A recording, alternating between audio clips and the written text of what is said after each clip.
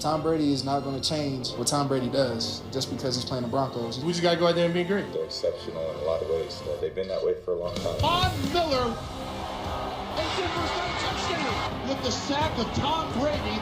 He leaped over the center. Are you kidding me? Touchdown! The Patriots have the football. And into the end zone he goes. But he hit, fumbles the ball. Went down the sideline with the convoy. Touchdown! This place is pursuit. We got a good one this weekend between the Broncos and the Pats. The Patriots have been a bit thin at wide receiver this season, carrying just 4 true wideouts, 1 fewer than the norm. That led to yesterday's claiming of Michael Floyd, who was waived by Arizona following his DUI arrest earlier this week. Now, Floyd was the Cardinals' 2012 first-round draft choice. New England now inherits the remainder of his contract, about $1.2 million, which expires after the 2016 season. Stephen A., yesterday, Floyd was the subject of your final take. Do you think this is a bad look for New England? I don't think it's a bad look for New England. I think that New England has a reputation for taking chances. It's not like Bill Belichick and Robert Kraft, more importantly, is going to tolerate any kind of transgressions or anything that's going to bring a black mark to the franchise. And so when you look at it from that perspective, Michael Floyd, you're playing with house money if you're the New England Patriots, because after just getting cut from the Arizona Cardinals, unceremoniously, I might add, with reports hinting towards and indicating that the problem may actually go deeper than a particular DUI that had him arrested on Monday along with not obeying a police officer. If there's residue there, if there's a longer list of things to be concerned about, then the likelihood is that it's going to reveal itself and he's going to be out of this league. But if it's been grossly exaggerated, or more importantly, he's able to address and ultimately eradicate the things that people are concerned about, then the New England Patriots have a quality receiver who's a big target for Tom Brady. And when you consider the fact that Rob Gronkowski is out, but you still have Martellus Bennett, you still have Edelman, you still have Hogan and the crew, and you can add another big target receiver to the mix that's capable of playing slot for you, that's capable of being another big target along with Bennett. It puts the New England Patriots in prime position to exploit the opportunity that was available to them and to maximize it to the nth degree. I don't think you have anything to lose here. It's low risk, high reward. I see no way that this works against the Patriots.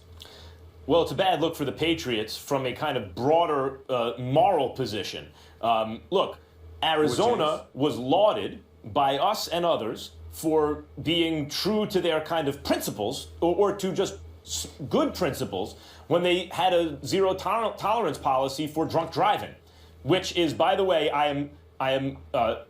look, I'm fairly sympathetic to the idea that when your judgment is impaired, you make bad decisions. So I understand sometimes people find themselves in those situations, but I am not sympathetic to driving drunk because look, I have a family. I'm on the road with my 3 daughters. I have zero tolerance for that stuff, and I'm appreciative of an organization that says, no, we're not going to let you endanger, forget about yourself, others on the road, including children in their cars. So if you do that, goodbye. The Patriots pick up a receiver. Now, what do we think whenever the Patriots make a move? Naturally, since they are the best franchise by far, year in and year out, they're better than everybody else. We think, boy, that guy must be good, right? That's really what it's commentary on. When the Patriots pick up a player, we go, that's actually a good player. Hard to know in football all the time who is good and who is not good, who is benefiting from a system and who can actually ball. When the Patriots pick someone up, you go, well, at the very least, they see a way they can use that guy. He must have some ability that's actually good, not just that looked good. So it looks good for Floyd. It looks good for the Patriots in terms of improving their lot. And it makes us cynical in a sense, because we look and go, aha, see, Arizona thinks it's about anything other than football, and the Patriots just showed them, suckers, right? They actually got a good player. But from a bit, if you're a Patriots fan, you might like that. But for everybody else, hey, Arizona was trying to enforce a code of conduct that we should be supporting, and they were undermined by the Patriots because the guy can play. Now, I know the response to that is, and maybe I shouldn't anticipate it, But the response to that generally in these situations is, this is the reality. If you can play, someone's going to pay you to play. Well, and if you give up on that player, someone else is just going to scoop him up. Fine. But that's only if a team like the Patriots does scoop him up. Well, you're absolutely right. You shouldn't anticipate the response, nor should you care. You feel the way you feel. The hell with what anybody thinks. That's point number one. Point number two, the ethics of the Arizona Cardinals are entirely different than the ethics of the New England Patriots. But let's also analyze why. Yes, Bruce Arians and Michael Bidwell and those boys. I'm saying, let me explain why. Yes, Bruce Arians and Michael Bidwell may have a different code of ethics. But maybe, just maybe, it's because they're trying to install a standard that the New England Patriots already have. You know, you might come to the New England Patriots with problems, but when are you causing problems once you arrive in New England and are allowed to stay? That's the difference. And so it's one thing if New England took you on board and then let you go out there and drink and drive, and then let you go out there and act up, and then let you go out there and be lawless and engage in criminal activity or, unlawful activity or whatever the case may be, and kept you on the roster. No, New England doesn't do that. What they say is that whatever problems you had there, we're going to give you a semi-clean slate. Semi from the perspective that you will not be judged by what you did once you arrive here, so long as you don't repeat it. And that's but the fine. second you repeat it, you're going to be treated like a repeat offender, and we're going to get you up out of here. And that's what fine. they do. I have no that's problem fine with it. If it happens at some point later than before the ink is dry on the release. It's one thing if he didn't play this season or he played for someone else or whatever, but the idea that, hey, as long as you don't do it here, you're okay, as though they're going to ignore the behavior that actually occurred just now, is to say that it is an extremely cynical position. Now, if I was a Patriots fan, by the way, I would think, suckers, I got a good player. But for everybody else, all the Patriots did was undermine a team that was enforcing a code of conduct that we should be supporting. Max Kellerman, this happened Monday. We heard the police report. We haven't heard from Michael Floyd's lawyer. The case hasn't been decided. That's a fair point. It's still pending and ongoing. We don't know what's going to happen. What we do know is that he's no longer on the Arizona Cardinals. He's free, so we might as well get him, and we'll deal with whatever they decide to bring, forth. So is it a good or a bad look?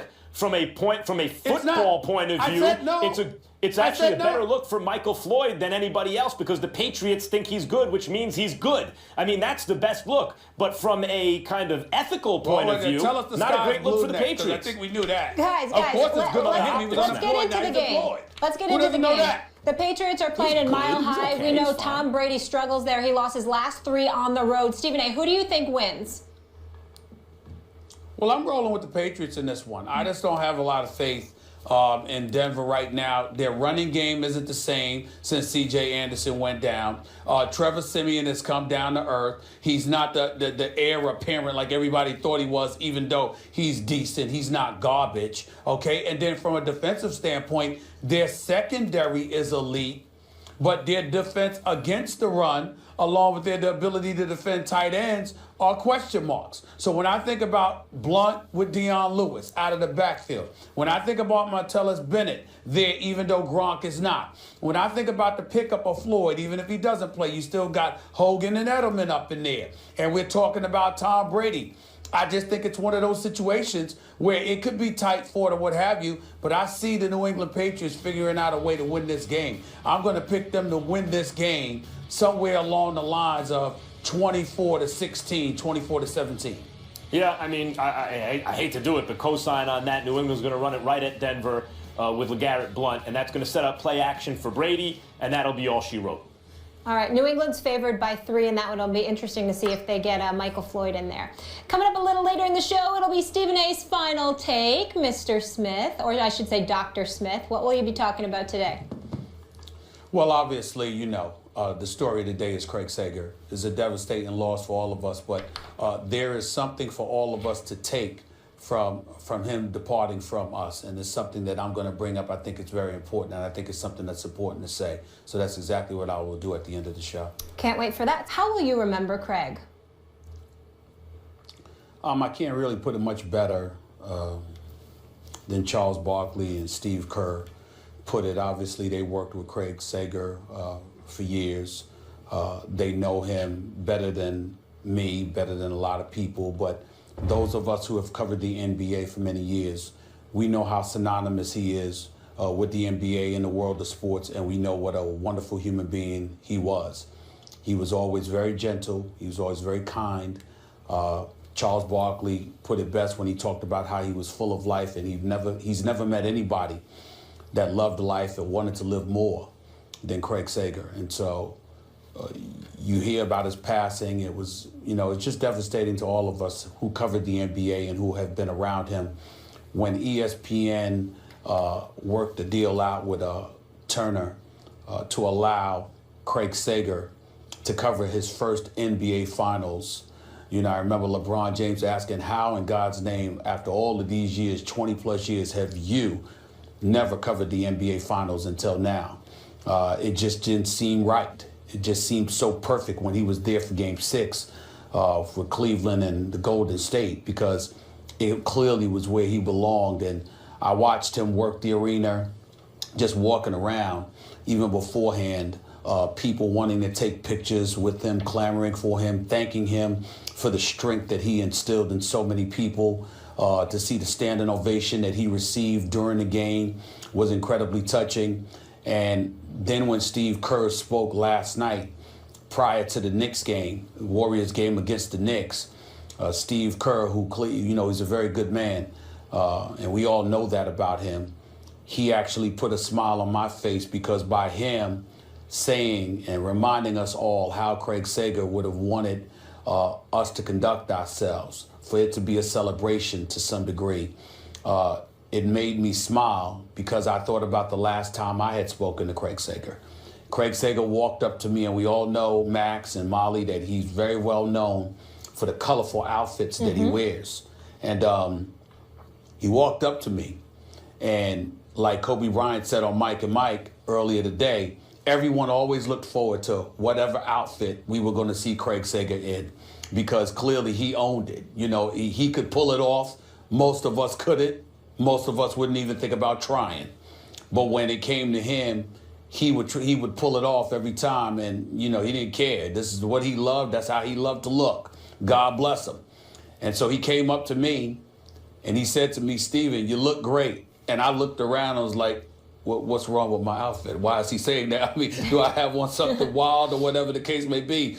And that's what I thought about last night. It just put a smile on my face, because I remember how I was questioning the outfit that I had on, because he was telling me how good my outfit looked when he saw me at Quicken Loans Arena. And so I just think about it from that perspective. I'm sad for his lovely wife, Stacy, his 5 kids, the TNT family. I know all of those folks, and he was a special man, and he meant a great, great deal to the NBA community, and we're all going to miss him.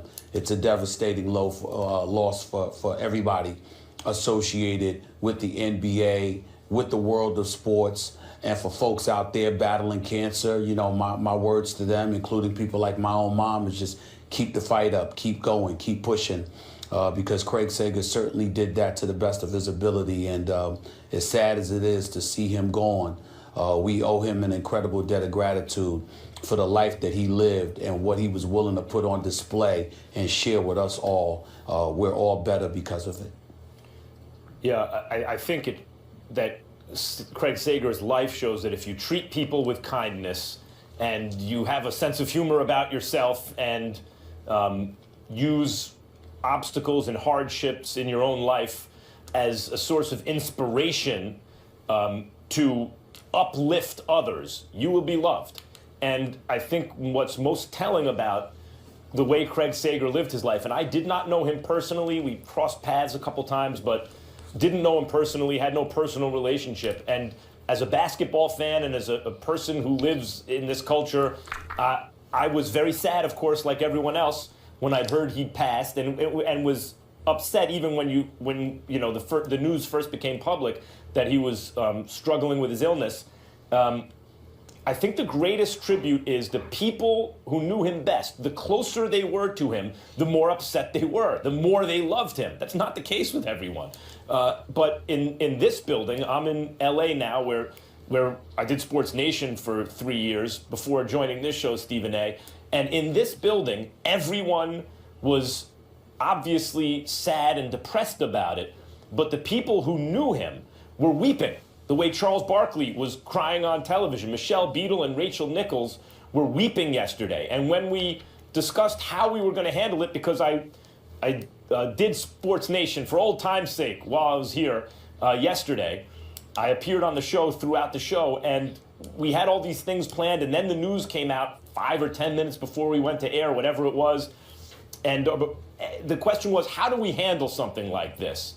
And the decision, at first, maybe we just make the whole thing a tribute to Craig Sager. And the decision ultimately was, what would he do? And how would he want this handled? Probably embarrassed by the attention.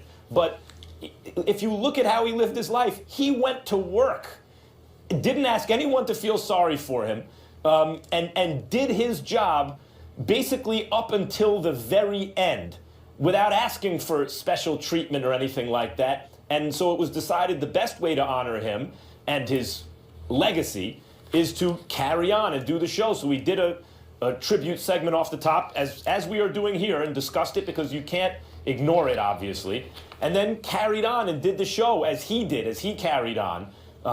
I just think, as I said, the greatest tribute to him is you'll notice in the media reaction, people watching at home, the people who knew him best are the ones who will be weeping today. Well, the thing that resonates with me as well is the great Ernie Johnson, who's a cancer survivor, who would go to see him to fire him up and inspire him. And it turns out that it was the other way around. That's what Craig Sager did for him and so many others. And you think about the battles that people are fighting every single day in an effort to conquer cancer. And you think about the Jimmy V Foundation and what ESPN has been closely associated with and synonymous with for decades. And you think about all of those folks out there in such desperate need, not just of treatment, not just for a cure, but also for inspiration along the journey, along the battles. And then you think about a guy like Craig Sager, who would go to work and work a game at night and then turn around and fly to Houston the next day, the next morning, to receive his chemo, and then depart from there and go right back on the road. And then you sit there and you think about the times that you said to yourself, I'm tired, I'm not feeling well, I can't go, but there's really nothing wrong with you. You knew what was wrong with him, and somehow, some way, he showed up to work every chance he got.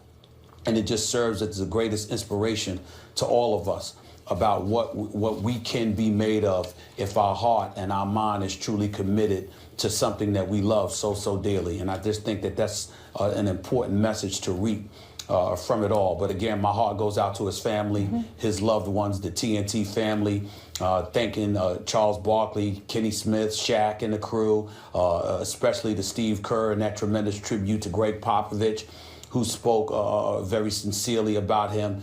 The man was loved in a great way by anybody associated with the NBA community, and the players, I think, are doing an incredible job of expressing their love and affection to him and their gratitude for all that he means and he meant to the game of basketball. And I also want to add, Stephen A., our heart also goes out to anybody battling cancer. Our prayers are with them, including your mother as well. Thank you. Craig Sager, gone way too soon at the age of 65. He will be missed, but not forgotten.